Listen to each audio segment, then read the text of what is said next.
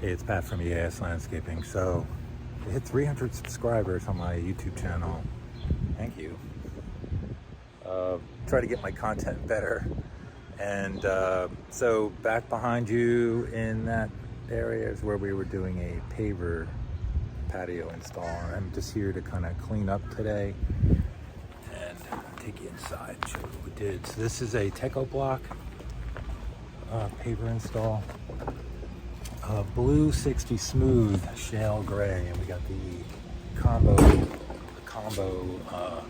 pattern, as you can see down there, right? So it comes with like 3 different shapes that you can notice. You get the square, the rectangle, and then more of a traditional paver, which is sort of half the square. But it came out looking really nice, and we are just here to kind of clean up. But you can see there's like 28 feet by about 15. And anyway, this is a nice install, a nice extension for the homeowners property. And again, thank you very much for subscribing to my YouTube channel.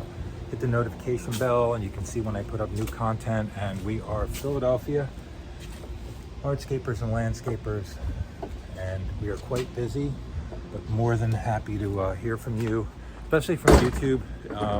Put comments in there. You can hit me up on our website, easlh.com. Have a great one, everybody.